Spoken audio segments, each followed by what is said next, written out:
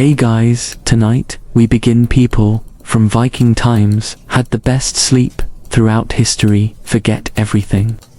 Hollywood told you. This is the real story, and trust me, you probably wouldn't last a day. So before you get too comfortable, hit that like button if you enjoy this kind of deep dive, and let me know in the comments where you're watching from.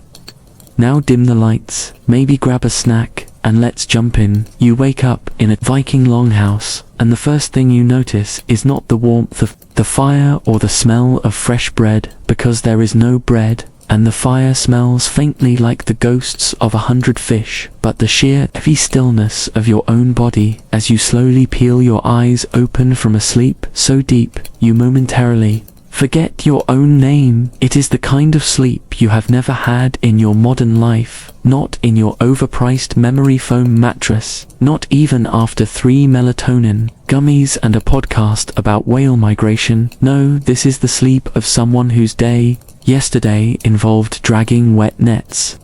through icy water while wearing clothes that smell like a swamp, and then eating something that might have been soup or might have been boiled regret, followed by more dragging of more things in more cold water, until your bones sang for mercy. You have slept like the dead, which, by the way, in Viking times was an actual phrase taken quite seriously, because you could genuinely freeze to death if you misjudged the thickness of your furs. So here you are lying on a mattress made of straw and animal hair, which sounds like a medieval torture device, but is actually surprisingly comfortable, unless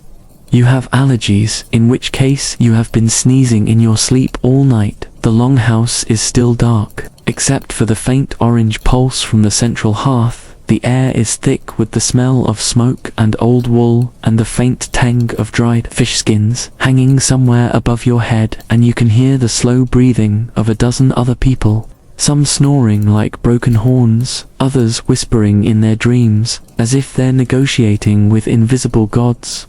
You shift slightly, and the rustle of the straw under you sounds like a dry riverbed.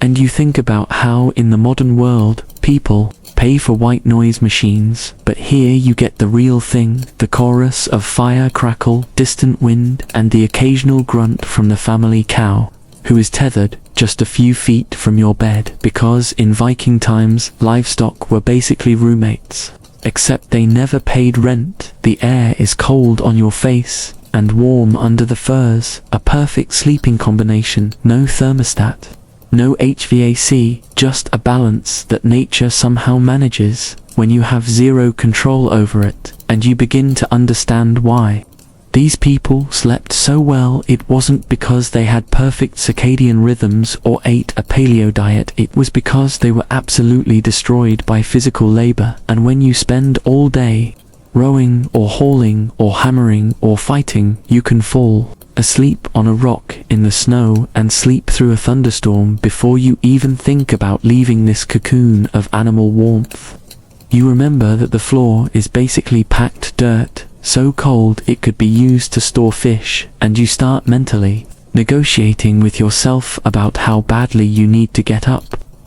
The fire in the hearth has died down to embers, and the only real light is the pale thread of dawn sneaking through the smoke hole in the roof, just enough to remind you that yes, the world outside is still there, and it is still frozen solid. If this were a Hollywood Viking film, someone would be standing dramatically in the doorway holding a sword and looking brooding, but in reality, the only thing standing in the doorway is a goat who has figured out how to work the latch and is now chewing on something that might be your boot. You can smell the goat before you see it, which is a very Viking wake-up experience. And you make a mental note to put that in the comments later. Let me know if you've ever been woken up by livestock, because apparently it is a thing.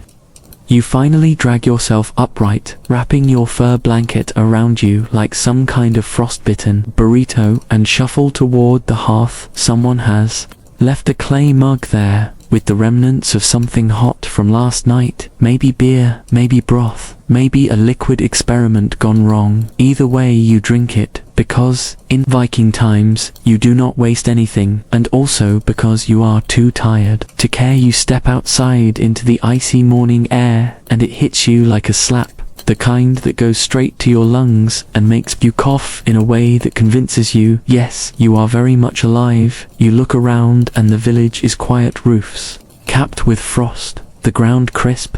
Underfoot the distant sound of the sea grinding against the shore and gulls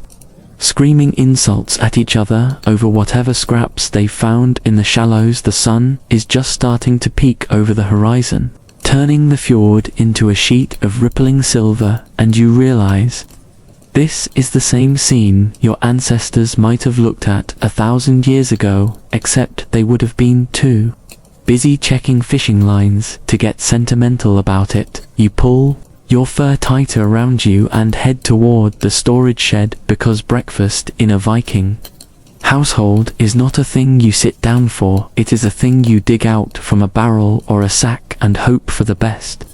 Usually it is dried fish or hard bread, sometimes porridge if you are lucky, and if you are unlucky, it is dried fish and hard bread at the same time. This morning you find a small piece of smoked herring and a chunk of bread,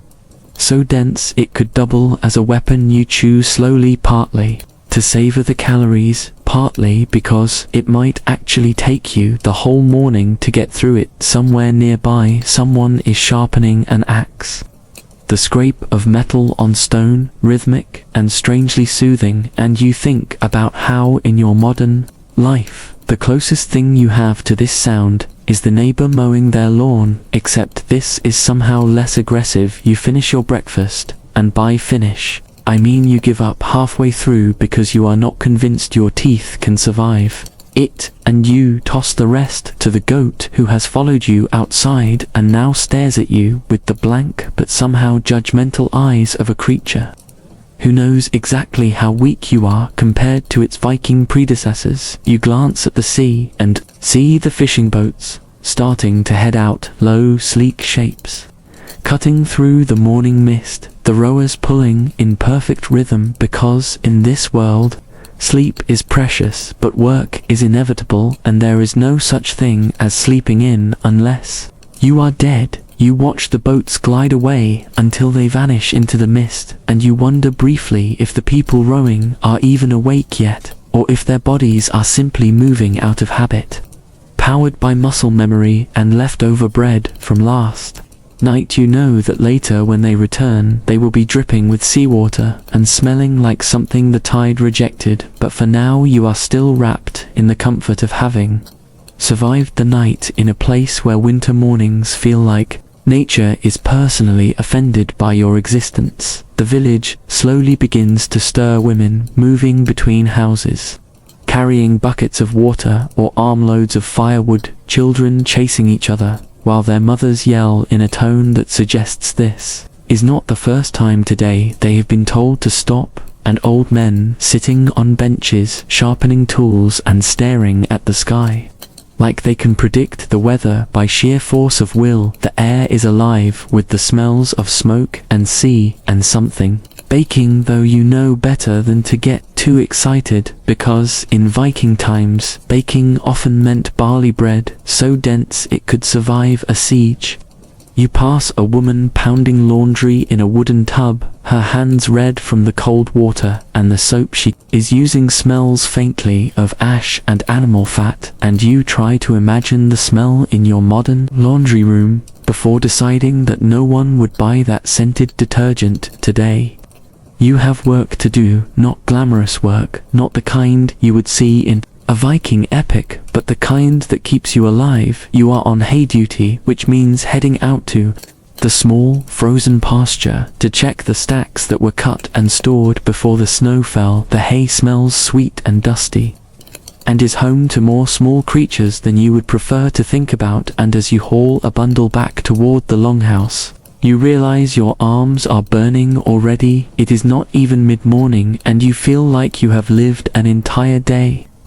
This is perhaps why Vikings valued their sleep so much. It was the only part of the day when their bodies were not being demanded upon by everything from rowing to chopping wood. to fighting to simply surviving the cold. You stop briefly to drink from a wooden cup of water so cold it makes your teeth ache, and in the background you hear someone telling a story about a man who fell asleep during guard duty and woke up to find the goats had eaten his boots. You make a mental note to tie yours up higher next time. You head toward the blacksmith's shed, where the rhythmic clang of hammer on iron is echoing into the air. The smell of hot metal and charcoal, a sharp contrast to the cold sea breeze. The blacksmith barely glances at you because he is too busy shaping something that might be a spearhead or might be an elaborate hook for hanging fish. You never really know until it is done. By now, the sun has fully cleared the horizon, casting pale light across the village and reflecting off the frost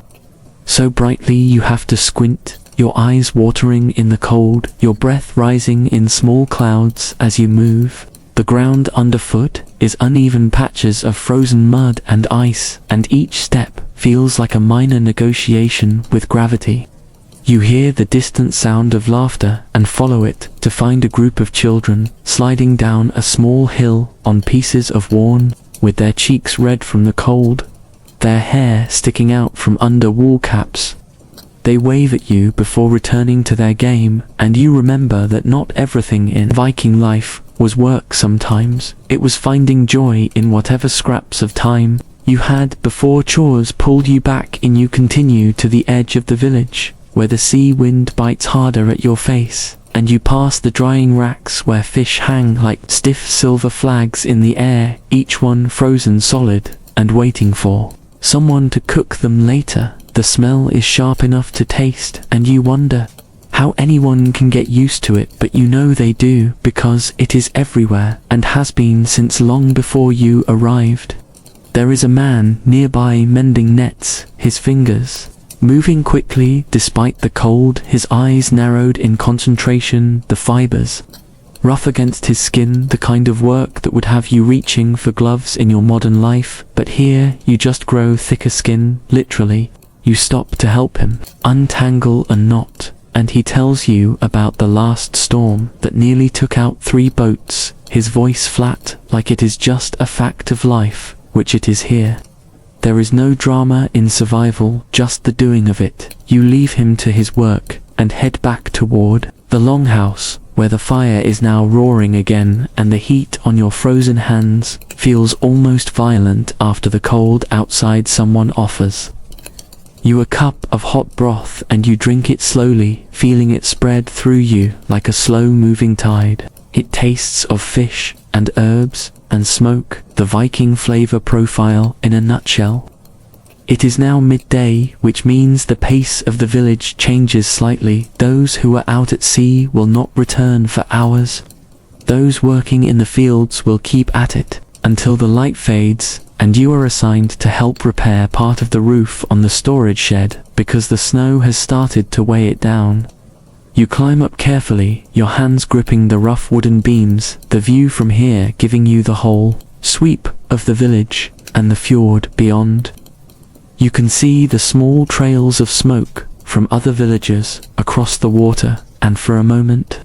you imagine they are doing exactly the same things at exactly the same time, because in this world, every day is a cycle dictated by weather, daylight, and necessity. You adjust the thatch, adding more straw to fill the gaps, and the wind keeps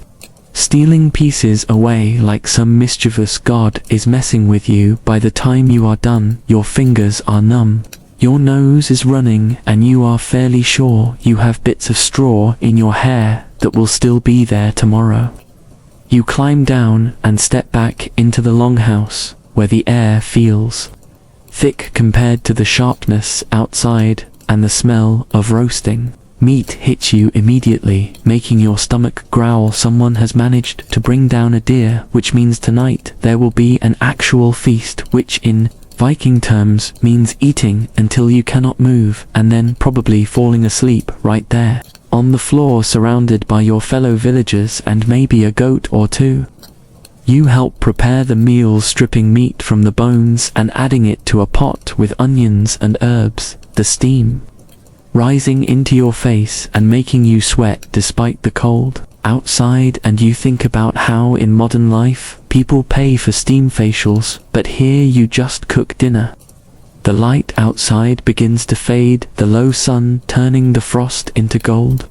and then into shadow, and the air grows colder with every passing moment. The fishermen begin to return their boats heavy with the days, catch their faces raw from the wind, their movements slow but steady. They haul the fish to the racks to dry, or to the cooking fires, and soon the smell of the sea is replaced with the richer scent of meat and bread, and beer. Voices grow louder as everyone gathers inside the longhouse for warmth, the air thick with smoke and laughter and the clatter of wooden cups. The longhouse glows with the light from the hearth, the flames painting the walls in shifting gold and shadow. The benches lining the sides are full, people sitting shoulder to shoulder, passing bowls and cups, hands reaching for bread, meat and cheese, laughter bouncing off the timber beams above you. The air warm enough now that you loosen the fur around your shoulders and feel your skin prickle as the cold leaves it. Someone tells a story about a journey to the east, full of improbable creatures and terrible weather, and no one interrupts, because stories here are as much a part of survival as the food they accompany you eat, until your stomach protests. The deer stew, thick and rich with fat, the bread softened from soaking up the broth, the beer slightly sour but strong enough to make your head pleasantly heavy. You are aware in the back of your mind that you have done more physical work today than in the last month of your modern life, and that the combination of warmth, food and exhaustion is starting to pull you toward that deep Viking sleep everyone here seems to slip into without effort. Outside, the wind has risen, you can hear it scraping across the roof and rattling the walls, a sound that in another place might be unsettling, but here it feels almost protective, like a reminder that the cold is kept out by the thick walls and the thicker company of everyone gathered within. Someone starts a song, slow and low at first, then joined by others, until the whole room is humming with it. You do not know the words, but you feel them in your bones, as if the sound itself is a blanket. After the song comes silence, except for the fire and the occasional creak of wood as the longhouse shifts against the wind. People start settling into their sleeping places, furs pulled close, children tucked in beside parents. The goat claimed a corner near the hearth hours ago and will not be moved. You find your own place again, the straw mattress still faintly warm from earlier, and as you lie down you realize just how much weight is in your limbs. Not metaphorical weight, but the literal heaviness of muscles worked to the point of surrender. You can smell the faint scent of the stew still on your hands, the smoke in your hair, the animal warmth all around you. Your mind drifts, but does not race. There are no glowing screens, no traffic noise, no to-do lists that stretch into the next month. There is only the quiet certainty that tomorrow will be more work, more cold, more hauling and mending and carrying and eating. But right now none of that matters. Your body knows it has done its part for the day and demands nothing but rest. You feel the slow, deep breaths of those around you, the occasional snuffle or murmur in sleep, and the fire crackles low and steady, the kind of sound that in your modern home you might buy as a looped recording, but here it is real and imperfect, and all the better for it. Your eyes grow heavy, and the last thing you see is the flicker of the fire painting the smoke hole in orange light. The last thing you hear is the sigh of the wind and the slow shift of bodies settling into the deep, dreamless sleep that has kept this people alive through winters so long and nights so cold they could break lesser souls. You sink down into it as if pulled by the weight of centuries, your breath matching the rhythm of the room, your mind letting go in a way it rarely does in the modern world, where sleep is measured by devices and judged by algorithms. Here it is measured by survival, by the way your Body wakes ready for the next day because it had no choice but to truly rest. You understand now why people from Viking times had the best sleep throughout history. It was not just the exhaustion though that helped, it was the environment stripped of everything except what mattered: warmth, food, safety, however temporary, and the unspoken knowledge that everyone here is bound together by the same daily battles and the same nightly surrender to the kind of rest that cannot be faked. The wind outside will keep blowing, the sea will keep pounding, the frost will keep creeping down from the mountains, but inside you are wrapped in layers of fur and smoke and human breath. The longhouse, a living heartbeat in the frozen dark, and you are part of it for as long as this night lasts. And for the first time in longer than you can remember, you let go completely. You do not fight the sleep. You do not monitor it. You simply fall, and the fall feels endless and safe and earned. You wake the next morning with the strange sensation of not knowing whether it is still night or if the sun has finally dragged itself above the horizon, because the light inside the longhouse is the same dim gold.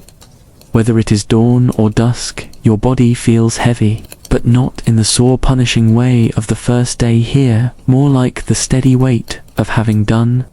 the same kind of work so many times your muscles have resigned themselves to their fate.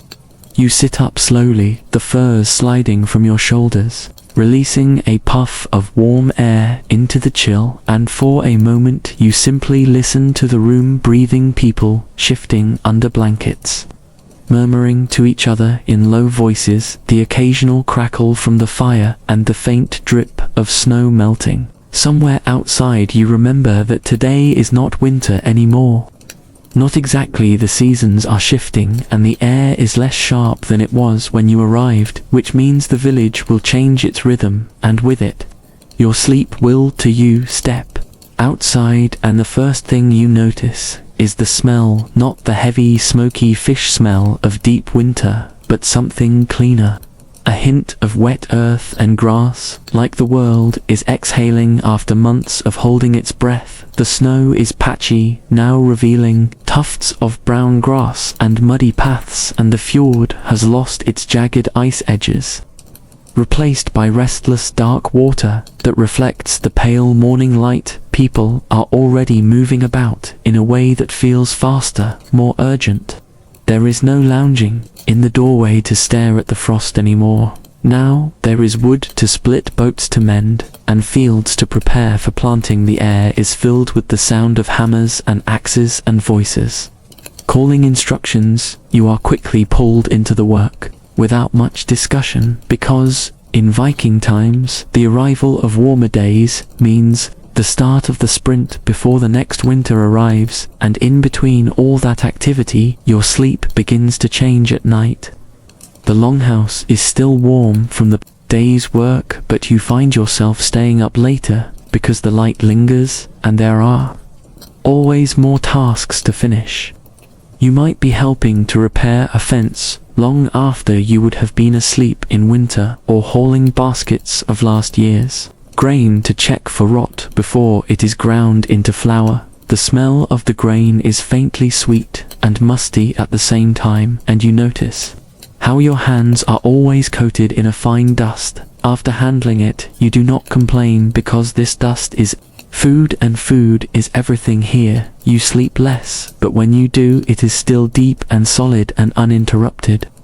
except perhaps by the sound of someone stumbling in from a late shift of guard duty, or the occasional drunken argument over whose turn it is to clean the fish racks. The goats have been moved outside now, and you realize you miss their warm presence near your bed, though not the smell which lingers faintly in the straw. No matter how much it is changed, the nights are not quite as cold, so you shed a layer of furs and wake up feeling less like a trapped bear and more like a human, capable of standing upright without groaning. Your morning routine shifts to now, instead of starting your day in darkness, you wake with light already streaming through the smoke hole, painting the air with beams of dust and ash motes. You drink water that no longer hurts your teeth from cold, and your first meal is fresher sometimes. Even milk from the goats, or a bit of early greens from the sheltered garden plots. The taste is sharp and clean, and you cannot help but compare it to the limp, plastic packaged greens in your modern fridge,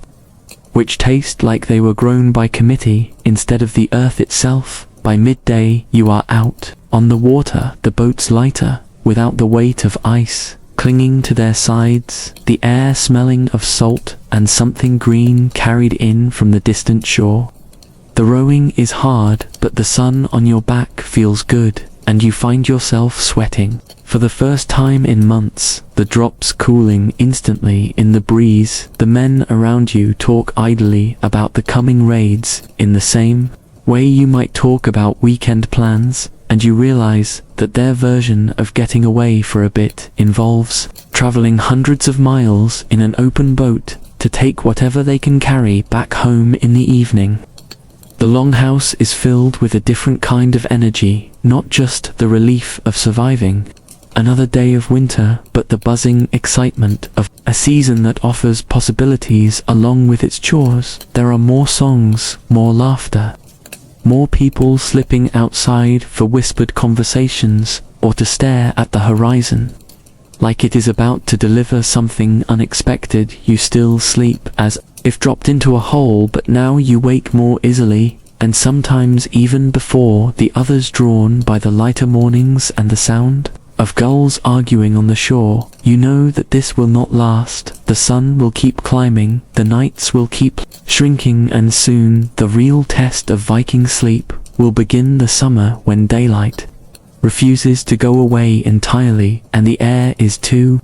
alive with insects and salt and the smell of tarred boats to make closing your eyes as easy as it was in the frozen dark of winter. But for now you enjoy this, in between the balance of work and rest, the way your body still collapses gratefully at the end of the day, but not because it is broken, only because it has done what it was built to do, and in this place, that is enough. And so you wake again with the faint light of morning seeping in through the narrow gaps in the wooden shutters, hearing the low creak of the longhouse timbers as they adjust to the changing temperature. The air inside is heavy with the mingled scents of smoke wool and the faint tang of drying fish, and you shift under the layered furs, feeling the weight of them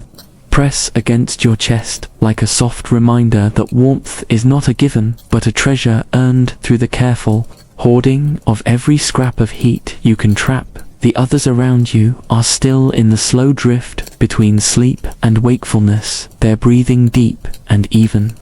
and you lie still for a moment in that suspended quiet where the world has not yet decided to make demands of you, and perhaps you could stay there for hours, but the smell of the fire dying draws you from your furs and onto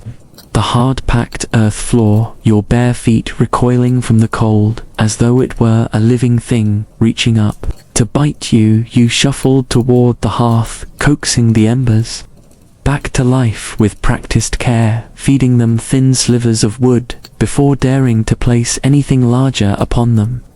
Because you have learned from long cold mornings that haste only smothers the fragile beginnings of heat. When the first tongues of flame take hold, the warmth they promise feels almost extravagant, and you sit there letting it lick at your fingers as though the fire and you are old conspirators meeting in secret to plan the day outside. The light grows slowly, the world painted in pale shades that promise little but demand nothing, and you find yourself thinking of the night just past, the long hours of sleep, uninterrupted by the restless turning that plagues modern beds, because here you do not sleep on springs or in the glow of street lamps, but in a darkness so complete it feels like a second skin wrapping you, until even your dreams become slower, thicker, harder to escape. And when you wake, you feel as though you have been pulled gently to the surface of the world rather than yanked out of it. The others rise one by one, stretching like cats with lazy groans, The sound of joints popping underlines the quiet rhythm of morning preparations. Cloaks are thrown over shoulders, boots are pulled on with a series of impatient tugs, and soon there is the muted clatter of tools being gathered for the day ahead. The air outside is crisp, with the kind of cold that slices through fabric and skin alike, yet also carries with it a strange kind of clarity, the way each sound rings sharper, the way each breath feels purer, the ground crunches beneath your feet as you step out into that wide, unbroken space, where the sea lies beyond the horizon and the fields lie sleeping under frost. You can smell the salt. Even from here, a faint reminder of the water that feeds and takes in equal measure. And you know without thinking that this day will end much as the last did with your body. Once again, surrendering to the heavy pull of furs and firelight, but between now and then there will be the small rituals that make the hours pass. The gathering of wood from the sparse trees that grow stubbornly in this soil, the mending of nets with hands that move without thought, the quiet exchanges of words that mean little yet carry everything, because in the rhythm of such days you do not need to invent purpose. It is already there, woven into the fabric of each task, as surely as wool into cloth. And as you bend to lift the first bundle of wood, you can already feel the satisfaction of the work settling into your bones, promising that when you return tonight to that darkness and that stillness, you will fall into it not out of exhaustion, but out of a kind of completion, the rare luxury of a life that matches its pace to your own heartbeat. And in that thought you feel the slow stretching of the moment, like taffy pulled in the hands of some absent-minded child, as if time itself has grown fond of lingering here with you. The afternoon tilts toward evening. Without the rush or roar you have come to associate with endings, instead it is a soft exhale, the way a candle leans before it gutters. The faint smell of wood smoke drifting from the hearths scattered along the shore where other fires are being coaxed into life, each one a small bright universe, where someone will sit and stitch or carve or tell the same stories they told the night before, because in this place novelty is not a virtue and repetition is not a flaw. It is the spine of the life you live. Here it is the unbroken chain from yesterday to tomorrow, and you can feel yourself becoming another link in it. The water darkens to that deep blue that seems to pull the last threads of daylight under the surface, and you turn toward home, not because the light is gone, but because you know it will be soon, and there is no sense in making the dark chase you. The air is cold enough now to make your breath visible, so you watch it rise in little clouds like wordless offerings to the night, your boots finding the familiar dips and ridges of the path without thought, until the walls of your home rise out of the gloom, and the doorway glows warm and amber, and you step inside into the thick, layered air of heat and hide and earth, and the sound of voices, low and unhurried. You take your place among them, with no announcement and no ceremony, because belonging here is not something that needs to be declared. It is something that is assumed, like the way the fire assumes it will be fed, or the way the floor assumes it will be walked on someone passes you a cup of something hot and strong and bitter, and you drink it slowly, letting the warmth curl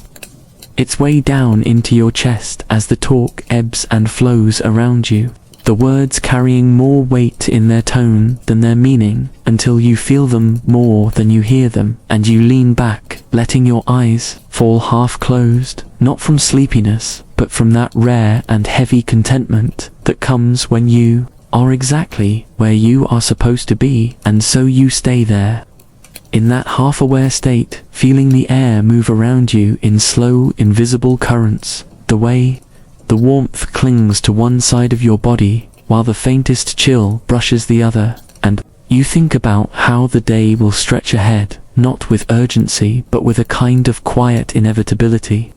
the kind that lets you move from one small task to the next without ever feeling as though you are chasing something that is always 2 steps ahead. And there is a strange power in that, a kind of dignity in refusing to be hurried, as though the very pace of your steps could dictate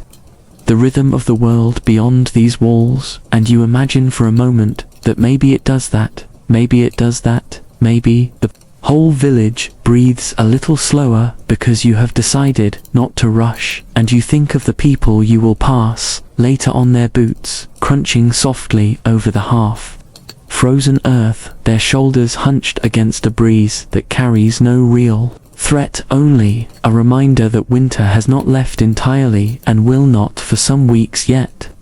But even so, the light is different now, softer and more forgiving, and the smell of damp wood from nearby fires carries an almost sweet edge that was absent in the sharp dead air of the coldest days. And when you do finally rise, it is with the deliberate ease of someone who knows that the work will still be there,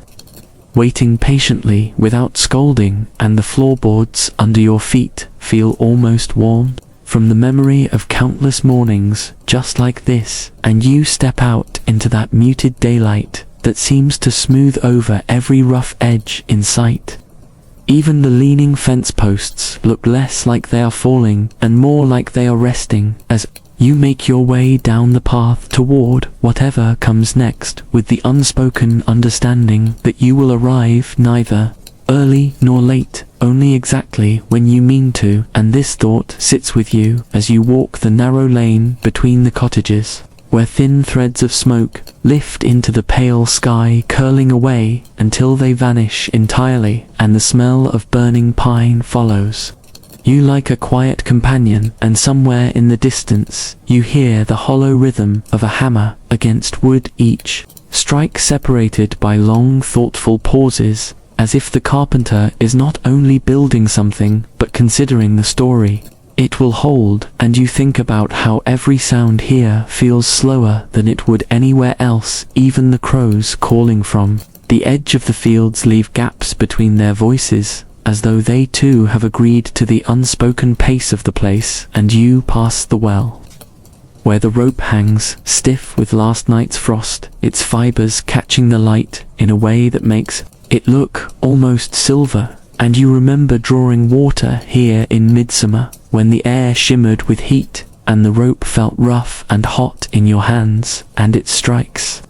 you that the well has not changed, only the hands that touch it and the seasons that turn round it have. And this makes you feel an odd closeness to every person who has stood here before you, from the nameless children who leaned over its edge to see their reflections, to the tired men who came at dawn before work to fill their buckets and carry them home. And the thought brings a quiet sort of pride that you are now one of those people, part of an unbroken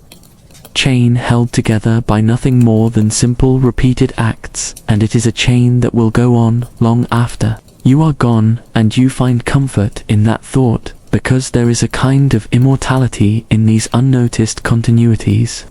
The way a gesture or a task can outlast names and faces and even centuries. And you imagine that long after your own footsteps have faded from these paths, someone else will walk them without knowing they are following the same curve of earth you once traced. And they will draw the same water and hear the same wind in the trees, and perhaps they too will pause without knowing why, simply because the air here asks for stillness. And you realize that nothing you do today will be remembered as yours alone, and that this is not a loss but a gift, for it means that the weight of living is shared across countless shoulders, most of which you will never see. And perhaps that is why the air feels so light here, because it is not yours to carry alone.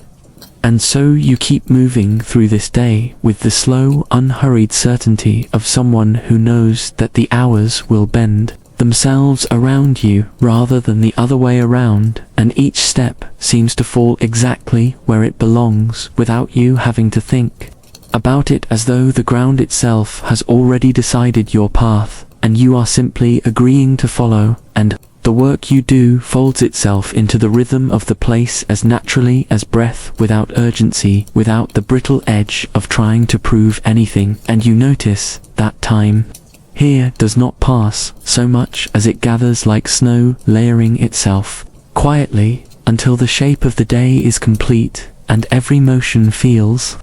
less like a decision and more like the continuation of something already set in motion long before you arrived, and will continue long after you leave. And there is something deeply reassuring about knowing that your presence is neither the beginning nor the end of anything, but simply another thread woven into a fabric that will never need your name to hold together. You find yourself wondering how many others have stood in this exact spot, doing the exact same small task, with the exact same absent-minded movements, and how their lives must have been just as ordinary and just as necessary. And you realize that in a strange way there is a kind of immortality in such repetition. Because even if no one remembers your face or your voice, the motions themselves will be carried forward unchanged, like a quiet inheritance, and it makes you feel almost weightless to think that your place in this chain is not to shine or to stand out, but simply to keep it whole and unbroken. And the thought frees you from the urge to measure your worth in anything as temporary as applause or recognition, because here value is measured in persistence, in showing up, in folding yourself into the work so completely that the work forgets you are even there. And there is comfort in knowing that forgetting is not the same as losing, because what is forgotten can still be carried forward, like the shape of a well-worn path through a field that no one remembers making but everyone still follows. And you think about how many hands have moved in the same rhythm before yours, and how many will move after, and the idea feels less like an obligation and more like a kind of shelter, a place where you do not have to prove anything, except that you are willing to be here to take your turn and pass it on. And in that realization there is a quiet kind of pride, the sort that does not announce itself but settles into your bones and stays there. You find yourself thinking about how odd it is that pride can be quiet at all, since most people seem determined to dress it up in fireworks and speeches and banners, as if it would not count otherwise. But here it sits in you without the slightest interest in being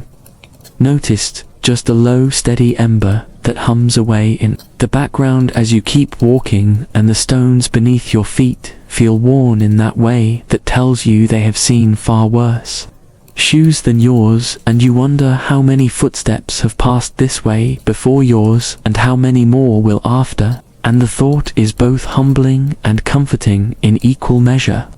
because it means that whatever you do or do not manage to achieve will be folded into the same slow, endless rhythm of other lives going about their own quiet business. And you pass a man who is sweeping the same patch of road with such steady indifference that you realize he could have been doing it for 30 years, and you imagine that if you asked him whether he enjoyed it, he would simply shrug, not because he disliked it, but because the question itself would be too strange to answer, as if enjoyment were beside the point. And maybe it is, because there are some things that are done simply because they are to be done, and the doing is the point, not the reason. And the man's broom scratches across the ground with a sound that could lull you into a trance if you stood there long enough, and you think how strange it is that such a small sound could feel like an anchor in a world that never stops trying to hurry itself along. And so you keep walking at your own pace, ignoring the twitch in your legs that suggests you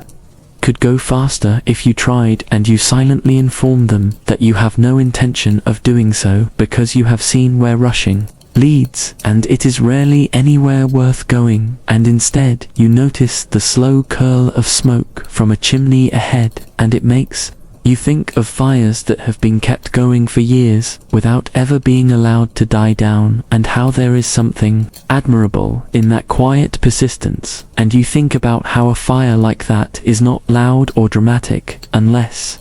it is neglected long enough to flare out of control, which is exactly the point that most people miss. Because they mistake steadiness for dullness, when in truth it is the only reason anything endures. And you remember hearing someone once say that the opposite of excitement is not boredom but peace, and at the time you thought it was a bit of sentimental nonsense, but now you are not so sure, because here in the slow, steady rhythm of the day, with the broom scratching and the smoke curling and your own footsteps falling into a pace that feels almost ancient, you can feel the truth of it settling in your chest like a weight you do not mind carrying, and it makes you wonder how many other things you once dismissed might turn out to be right, given enough time and patience to see them clearly. And this thought in turn makes you a little more cautious about what you declare as fact, because you realize how much of what you know is not really knowing at all, but a kind of hurried assumption that you wore like a comfortable coat without checking whether it fit. And you pass by a doorway where an old cat sits watching the world with the unblinking gaze of a creature that has seen everything it needs to and is no longer interested in reacting to any of it. And you cannot help but envy that sort of composure, that complete refusal to be rattled by anything. So you give the cat a small nod, which it does not return, and you respect that, because it is an honesty that most people cannot afford. And as you keep walking, the air changes in that imperceptible way it does when the day is tilting toward late afternoon, the light beginning to stretch itself thinner and softer until it drapes over everything like a faded shawl, and the street sounds shift to not quieter exactly, but slower, as if every noise is now aware of the hour and is trying to behave accordingly. And you notice how the cobblestones beneath your feet have warmed just enough from the sun to give off a faint mineral scent like wet pottery drying, and it makes you think of the workshops you passed earlier, where clay sat in neat rows, waiting for hands to shape it into something useful or decorative or both, and you marvel for a moment at the patience involved in such work, how each step is deliberate and unhurried, and how no part of the process can be rushed without ruining it. And you wonder if maybe life is not all that different, except most of us keep trying to accelerate it, as though the point is to reach the end faster instead of actually making something worth holding. When we get there and you pass another window where an old man sits carving wood, not for money it seems, but for the sake of making the shape appear from the block, and his hands move with the kind of certainty that can only come from years of repetition, and you find yourself slowing your own pace as though matching it might teach you something about how to move through your own days without feeling like you are constantly being chased by some invisible demand. And it is in that slowing that you start to notice details you would have otherwise missed, like the faint curve in the glass of the shop front that makes reflections bend ever so slightly, or the way the dust drifts lazily in a patch of sunlight inside a doorway, or the small unevenness in the cobblestone pattern where someone long ago replaced a missing stone with one of a different shape, as if the street itself had quietly accepted an imperfection rather than wait for the exact match. And you realize how much of life operates like this, a quiet negotiation between what is ideal and what is available, and how there is a kind of elegance in simply carrying on without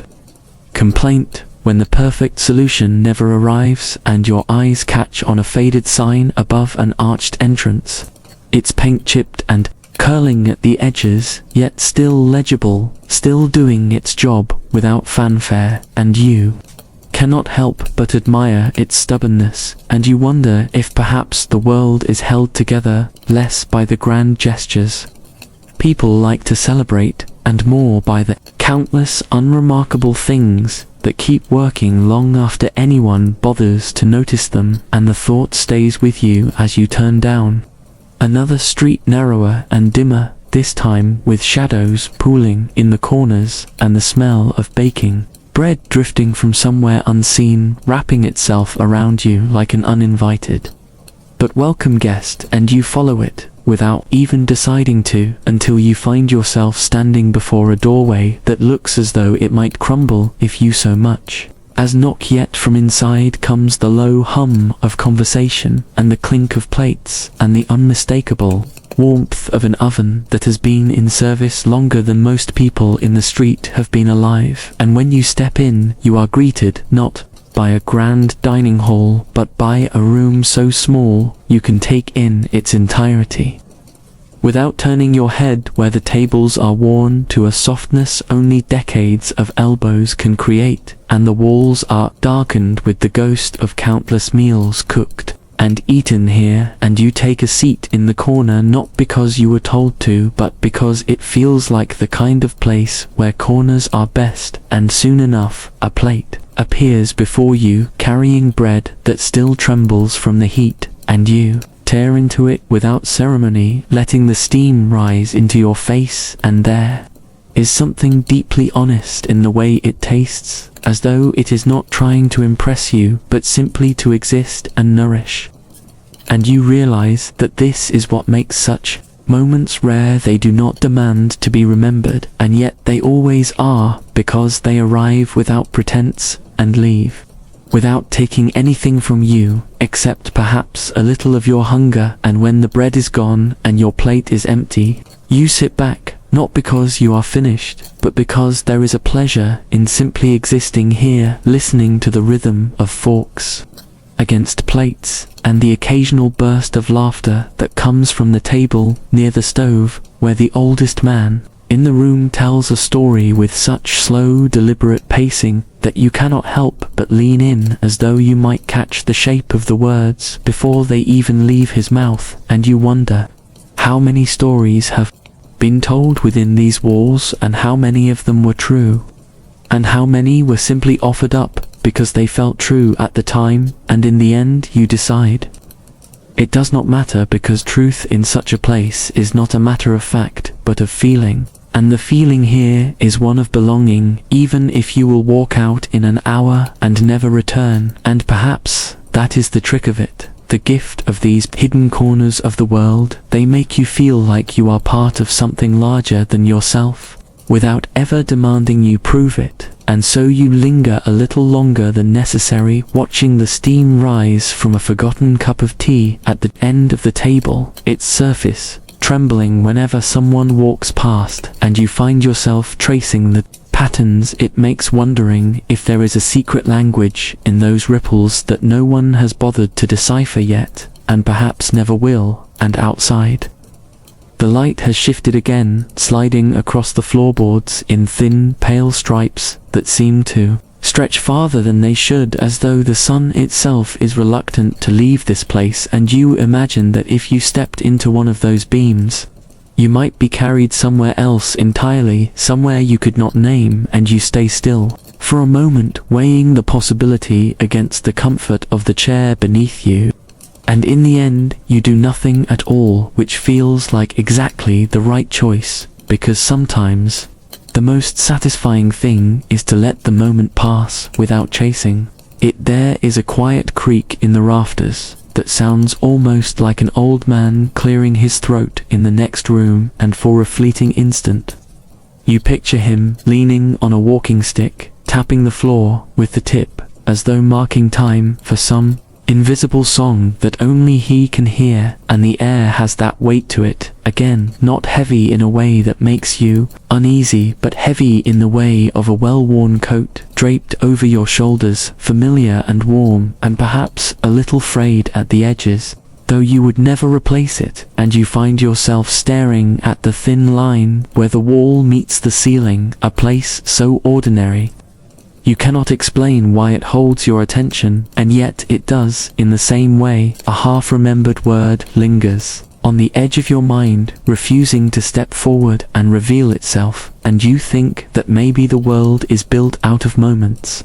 exactly like this, the small, unremarkable pieces that hold everything together without ever demanding to be noticed. And so you sit with that thought, letting it coil slowly around your mind, like a cat finding the most comfortable position on a sunlit windowsill, shifting once, twice, then finally settling as if it had always belonged there, and perhaps it had always been waiting for you to notice it. After all, the line between the remarkable and the unremarkable is so thin it might as well be made of smoke. One moment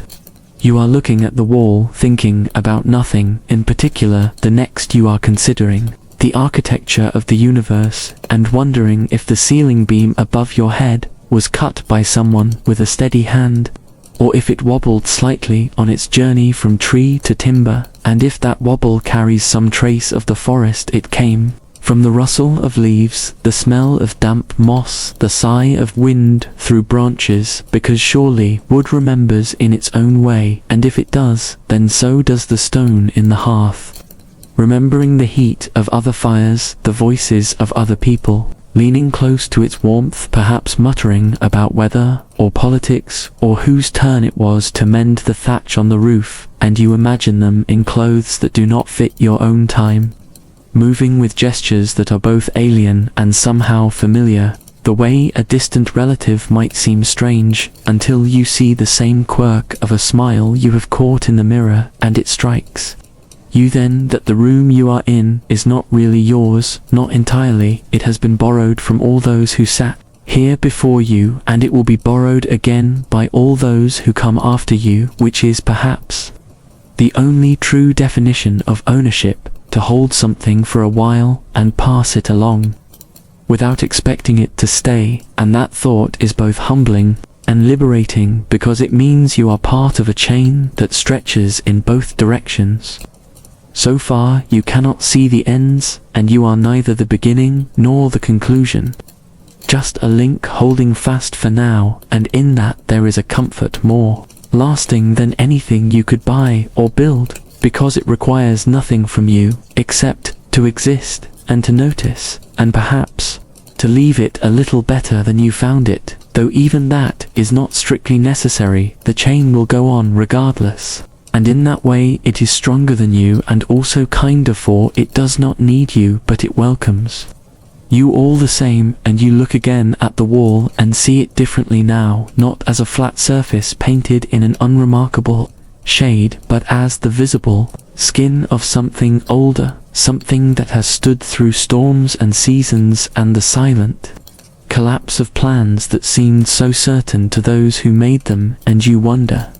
how many secrets it holds, not the kind of secrets whispered in corners, but the quiet accumulation of dust and light, and the faint scratches left by furniture dragged across the floor in a hurry, perhaps to make space for dancing or for a sick bed. And you realize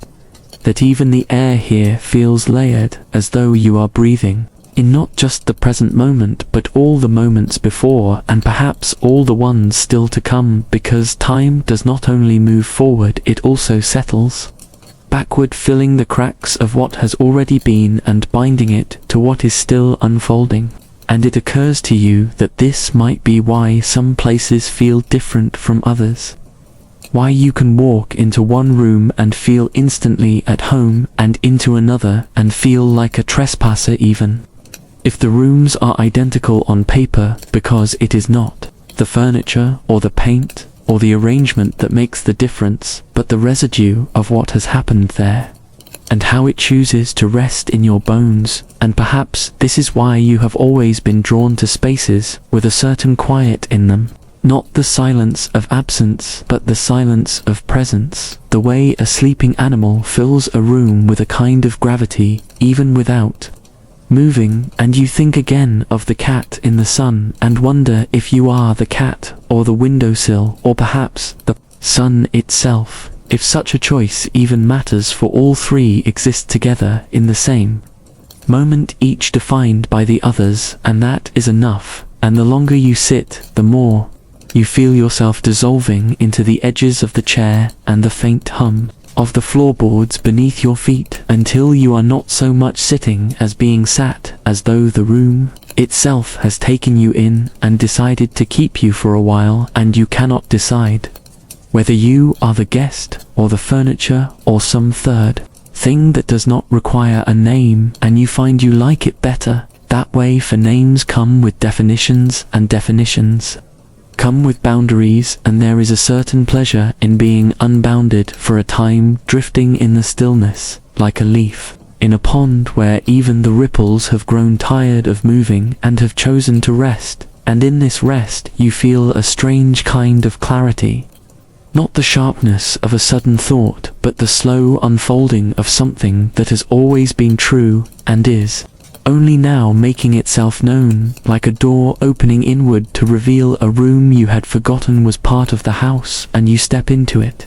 without hurry, for there is nowhere else you need to be, and in this room there is no clock, no calendar, no obligation, only the sense that you are exactly where you should be, not because you earned it or sought it out, but because it is where you have landed, and perhaps that is reason enough to stay, and so you do, breathing in the layered air, feeling the weight of the coat that is not a coat settling more firmly around you until it feels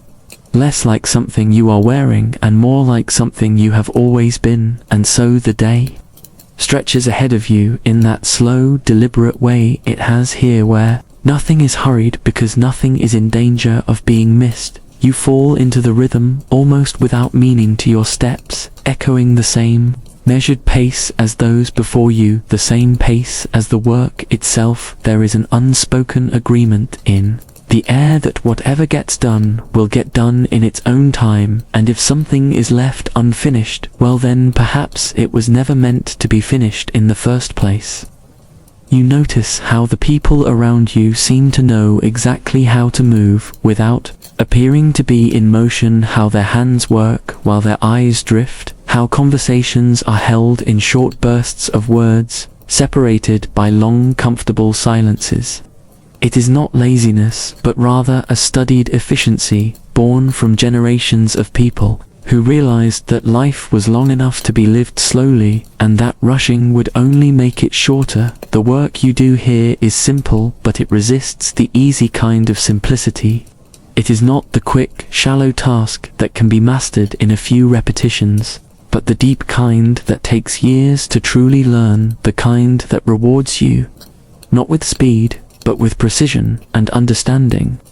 It is the difference between hearing a song and knowing the notes from memory. You begin to see how each action fits into a pattern larger than you can yet grasp, and how you are now part of that pattern, whether you meant to be or not. There is a certain humility in it, the knowledge that what you are doing today is not new and will not be remembered, but will still matter in the way rain matters to the ground, the small, repeated acts that keep the world turning. Though no one stops to name them, you find that the more you give yourself to the pace here, the less you think about what came before or what might come after. The day narrows to the task at hand, to the weight of a tool in your palm, to the sound of something being done well and done fully. You even stop wondering how much longer it will take, because time has dissolved into the work itself, and now the only measure you have is the feel of it in your body, the quiet certainty that when the sun begins to sink, you will not be exhausted,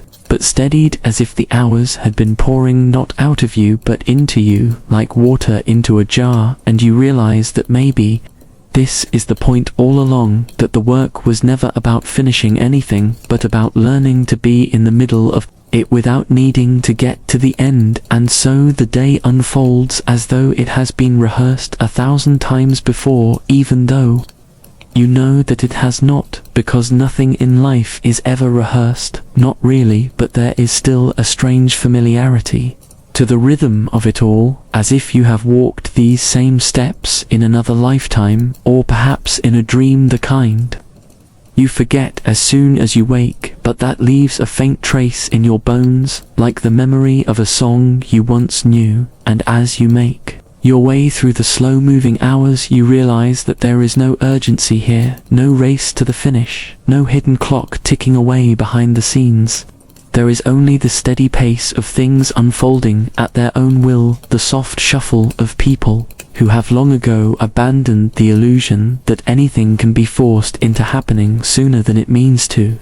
And in this place, That unhurried quality feels almost like a kind of wealth, because here, time itself seems to belong to you, as though it were a piece of fabric you could fold and unfold at will, and yet you do not rush to use it up, you let it stretch out around you like a blanket on a cold morning, and you think perhaps this is what most people miss, the fact that life does not need to be filled to the brim for it to feel full. It can simply be exactly what it is, without embellishment or decoration, and in that simplicity there is something quietly beautiful, though of course beauty here is not the kind you could ever sell or even explain to anyone who has never felt it, because it is the kind that refuses to be captured in photographs or tied neatly into words. It is the beauty of knowing that you are exactly where you need to be, and that nothing more is required of you than to be here to keep the chain going, to keep showing up in the way that those before you did and those after you will. And this thought is both comforting and slightly absurd, because it means that in some ways your grand contribution to the great sweep of history may simply be your willingness to keep doing the same small things over and over until one day you no longer can, and yet that too feels right. It feels right in the same way that rain feels right when it finally comes. After a long dry spell, not dramatic, not triumphant, just necessary, and so you go on doing the small things, the little rituals that make up the backbone of the day, each one so unremarkable that if you were to list them aloud, you would sound as though you were describing nothing at all, and yet strung together they hold up the entire shape of your life. You sweep the floor, you wipe the table, you adjust the latch on the door so it does not squeak, and then you do it all again, not because you have to in any urgent sense, but because these are the things that keep the world turning in its own small way. And you have grown to like the feeling of your hands, knowing exactly what to do without you having to think about it, as if they were wiser than your mind, which is often distracted by questions that have no answers. And so you let your hands work while your mind wanders, drifting in and out of thoughts about the past, the future, and sometimes nothing at all, and there is something delicious in that. To the way nothing demands you choose a single thread of thought, you can let them all float by, like leaves on a slow river. You do not have to catch them or name them, you simply let them be, and after a while you notice that the light has shifted just enough to tell you that another piece of the day has passed. You do not check the clock, you do not need to, you know it in your bones, and so you keep going, and somewhere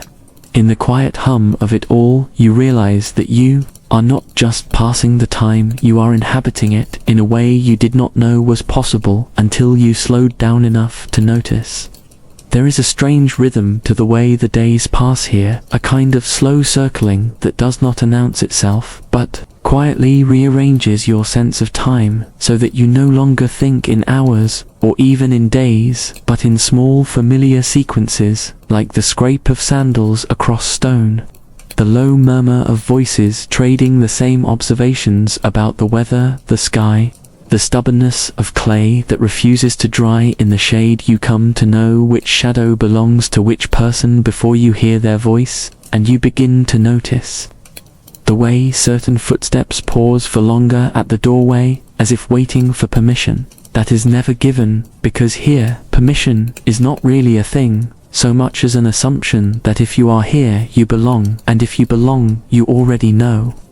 what to do. The air carries with it the scent of bread baking somewhere out of sight, and you catch yourself wondering whether the bread is any different today than yesterday, though you know it will not be. And yet that question alone feels like enough to mark the passage of another cycle, another turn in the small wheel that is this place. You see someone pass with a basket, and you know without looking that it will be filled with the same dull vegetables as before. And yet there is comfort in that predictability, in the absence of surprise, because surprise here would feel like a crack in the wall, like water where it does not belong, and so you prefer the evenness, the way everything keeps to its lane, without being told, and you find that you too have taken on that same pace, your movements folding into the larger pattern so seamlessly you hardly notice until you catch yourself repeating gestures you have seen others do without thinking, the tilt of a head, the way fingers brush against fabric as if to reassure it is still there, the small sigh when stepping into the sun after hours in the cool, dim shade. There is an understanding here that nothing need be hurried, and that even the tasks, which in another place might be done in moments, will be stretched into something longer and slower, not for lack of skill, but because the doing of the thing is itself the point, not the finishing of it. And perhaps this is why you begin to feel that your own edges are softening, that the sharper lines of your mind and body are being worn down by repetition, until you fit more comfortably into the spaces around you, the way a stone in the river finds its roundness, not by force, but by the simple fact of being carried and turned over and over without resistance. You watch a man sit down to mend a basket, his hands moving without looking, his eyes drifting somewhere far off, not in boredom, but in the quiet certainty that his work will hold, because it always has. You think of how rare that is, the ability to do something without doubt or second guessing. And you wonder whether that certainty comes from practice, or from something else, something older, perhaps passed down in the same way these walls were built, one layer after another, by hands that no one remembers, by names that are not spoken, but whose work remains just the same. And you begin to think that maybe this is what all of this is about, not the tasks themselves, but the way they are carried forward, not out of duty, but out of a kind of invisible gravity that keeps everything moving, in place, not forward, not backward, just in place. And yet, even within that sameness, there are small shifts. You begin to notice a different tone in a voice, the faint creak of a door that had been silent before, the way the dust in the air catches the light just slightly differently than it did the day before, and you realize that the sameness is not absolute, but made up of countless tiny variations too subtle to matter, and yet they matter because they keep you watching, they keep you anchored to the details. And it occurs to you that this is the opposite of what the world outside demands, where change is always meant to be big and loud and obvious. Here it is a matter of almost not changing at all, of drifting so gently that you do not realize the place you have reached is not the place you started, until you stop to think about it. And perhaps that is why there is no real talk of the future. Here the future is already happening in the slow and steady continuation of today, and tomorrow will be built from the same pieces you are holding now, and that is enough. There is no plan, no ambition beyond the act of being here and doing the small things as they come, and you begin to see how dangerous that could be in another life. How easy it would be to slip so fully into this rhythm that you would forget there was ever anything else. But here it is not dangerous. Here it is survival, or perhaps something gentler than survival, something that has forgotten the need for urgency altogether. You lean against the wall, feeling the roughness of it against your back, and you think about how many people before you have done the same, maybe without even knowing why, and you wonder whether they too felt this slow unwinding, this loosening of whatever it was they brought with them from elsewhere. You think about leaving and immediately know you will not yet, not while the days are still turning in their small, perfect circles, not while there are still baskets to mend, and bread to smell, and shadows to memorize. And so you stay, letting the rhythm pull you under just enough to forget the edges of the world beyond, until the idea of beyond no longer feels relevant at all. You find yourself walking down the narrow lane that has always been there, though you have never actually paid it much attention before. The cobblestones under your feet are uneven in the way that only centuries of use can make them worn. not by grand events, but by the daily shuffle of feet going to and from the same small errands. The air is cool and carries with it the smell of wood smoke and something baking somewhere nearby, and you realize with a faint smile that the smell is not coming from some picturesque bakery run by a cheerful woman in a flour-dusted apron, but from a man in a back room with a soot-streaked face who is probably less concerned with the artisanal quality of his loaves than he is with making sure they do not burn before he can get back to stoking the fire for warmth. There is a cat watching you from a low wall, the sort of cat that belongs to no one in particular, but is known by everyone, the sort that receives scraps from multiple households, and therefore holds itself with the smug assurance of someone who knows they will be fed no matter how the day goes. The street curves gently, as if it cannot quite commit to where it wants to end, and you follow it without any real thought, trusting that it will take you somewhere worth arriving at in its own slow, deliberate fashion. You pass a door that is slightly ajar, and hear the rhythmic scrape of a broom across stone, the sound of someone sweeping dust out into the street, where it will simply settle again in a different place, and you think how many people before them have done that same task without questioning whether it needs doing or whether it will make any difference at all. The lane opens up into a small square, where the sunlight pools like honey between the taller buildings, and in that square there are 3 wooden benches, one occupied by a man who is asleep in a way that suggests he has no pressing obligations, and perhaps never has another by an old woman shelling peas into a bowl with the slow, steady rhythm of someone who has done it every day of her life, and the third by no one, though you feel as if it is somehow reserved for you. So you sit, the wood is warm from the sun, and you lean back, letting your gaze drift over the square. The pigeons cooing from the roofline, the faint chatter from a window above where someone is telling a story in a language you cannot quite understand but whose cadence feels familiar.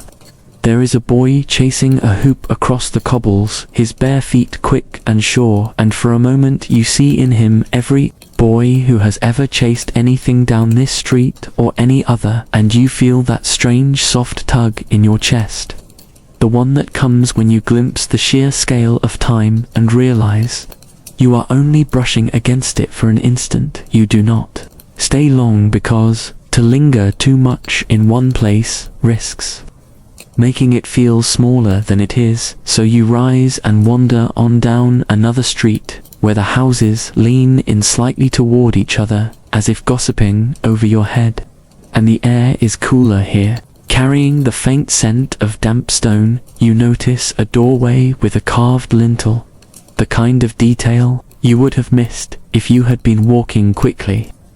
and it is clear that whoever carved it had a steady hand, and perhaps too much time, because the design is unnecessarily elaborate for something most people will never look at. You pass by a group of men sitting on upturned crates, playing a game with small stones and a crudely scratched board. They glance up at you briefly, then return to their game with the air of people who have nothing to prove and no interest in anyone who is not part of the match. Further along there is a narrow alley where sunlight barely reaches, and where someone has strung a line of laundry overhead, the cloth swaying gently in the breeze like a slow-moving parade of ghosts. And you think how clotheslines are really just the most honest kind of decoration, showing exactly who lives where without pretending to be anything else. You find yourself wondering what it would be like to disappear into this place entirely, to wake up each morning to the sound of the same bells, the same market cries, the same footsteps on the cobblestones, and to know that your life will never need to hurry because nothing here is in any danger of running away. It is tempting in the way that a comfortable chair is tempting, even when you know you cannot sit in it forever, but you walk on anyway, because part of you knows that this moment is sweeter precisely because it will not last. You turn down another street where the buildings grow shorter and the smell of the sea begins to thread its way into the air, faint but undeniable, and you follow it until you reach the edge of the town where a low stone wall stands between you and the water. The tide is out, and the beach below is a wide stretch of wet sand marked by the tracks of birds and the occasional stray boot print. There are two children crouched at the waterline, digging in the sand with spoons they have probably stolen from their kitchen, and you watch them for a moment before moving on along the wall, your footsteps echoing softly in the stillness. The road bends away from the water and back toward the hills, and you take it without thinking, the path climbing gently past gardens where the late afternoon sun catches on the leaves and turns them to gold. You pass a gate that is hanging slightly askew, and beyond it, a yard where a single chicken scratches at the dirt, looking entirely unconcerned with anything beyond its immediate patch of earth. The hill grows steeper, and you slow your pace, not because you are tired, but because it seems wrong to rush here, where the world itself is in no hurry. You reach the crest, and turn to look back at the town below, its rooftops spread out like pieces on a game board, the streets winding between them in patterns that make sense only if you do not try too hard to understand them. The sea beyond glitters in the fading light, and you stand there for a while, letting the view settle into you until it feels like something you will carry for a long time. Then you turn away and start down the other side, where the path is narrower and lined with tall grass that brushes against your legs, the sound of insects rising and falling in the warm air, and somewhere ahead, the faint smell of smoke, again not the sharp, acrid kind of something burning by accident, but the softer smell of a fire that has been tended for hours for the sake of heat and perhaps cooking. You follow it until you come to a small cottage set back from the path, its roof sagging slightly under the weight of years, and its windows clouded but still catching the last of the sun. There is no one outside, and you do not go in. You simply stand for a moment in the fading light, listening to the quiet until the quiet itself feels like it might break if you stayed too long. So you move on again, following the path as it winds down toward the valley where the shadows are already gathering, and so you find yourself trudging onward past the low walls of sun-baked mud brick that lean like elderly men dozing on their stools, while somewhere behind those walls the sound of a pestle hitting grain rises and falls in a rhythm older than your own memory, and ahead the narrow street bends as though it has some secret to hide from you. And in that bend you notice the smell of something being singed, maybe cloth, maybe hair, maybe the unlucky fringe of a mat that got too close to a cooking fire, and there is a woman sitting on the stoop, not looking at you at all, because she has her attention fixed on a single stubborn knot in a rope, as though solving it might undo every other difficulty she has ever faced. And you walk past her slowly enough to hear the small sigh she lets out when the knot finally slips free and she gathers up the rope without triumph, only relief. And it occurs to you that there is a kind of heroism in these tiny victories, though no one will ever carve them into stone or write them in ink. And up ahead the lane opens into a courtyard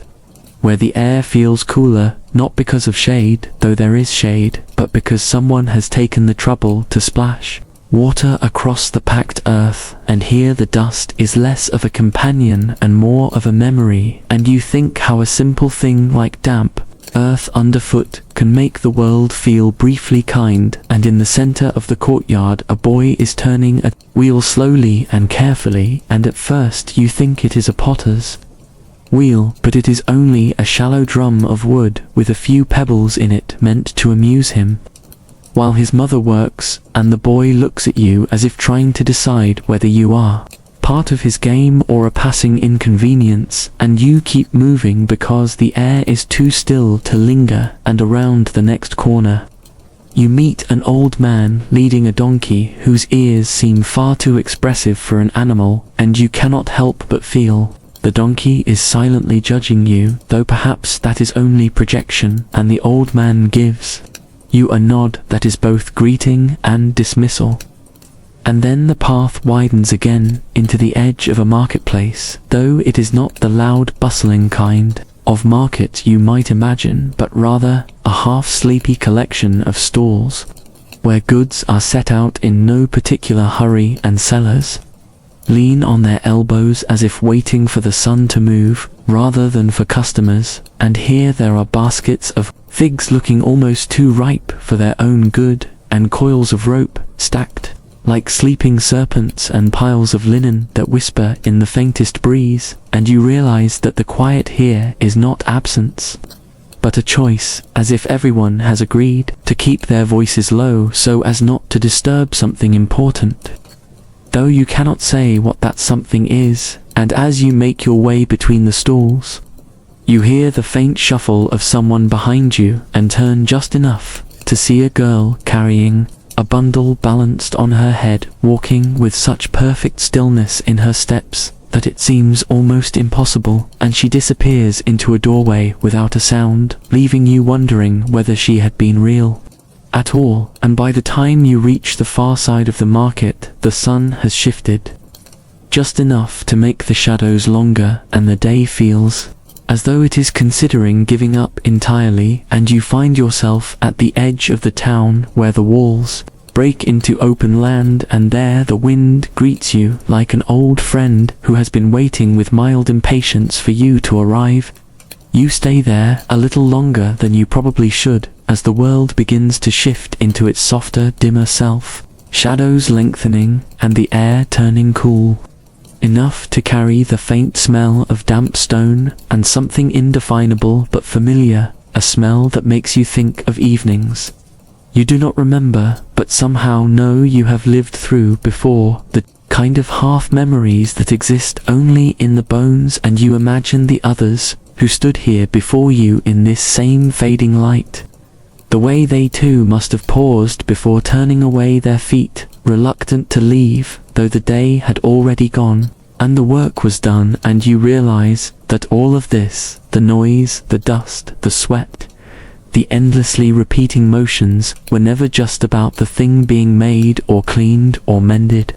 It was about marking the day, giving it shape, giving yourself a place inside it, so that when night came you could step back and say, yes, I was here. I did something, however small, and perhaps that was always the point, not to make history, but to make the hours feel less like an accident. And as the darkness deepens, the place grows quieter except for the soft, distant rhythm of someone else still at work, a reminder that the chain you are part of never really stops. It just passes on to another set of hands, another set of eyes watching the same fading light, and you turn at last, walking away slowly, not because you are reluctant, but because you want to feel the cool ground under your feet for a few more steps.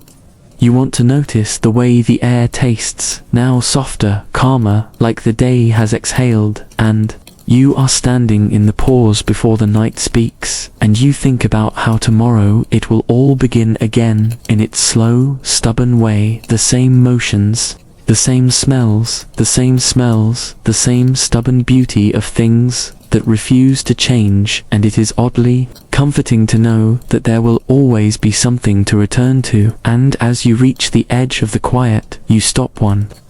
last time, look back, and let the darkness take the shape of the place in your mind so you can carry it with you, and then you step fully into the night, letting it wrap around you like a blanket that has been waiting all day for you to notice. And you find that you are not thinking of what comes next, but only of the stillness now and the slow drift toward sleep. And so, with the kind of quiet certainty that asks for nothing more, you close your eyes and say goodnight.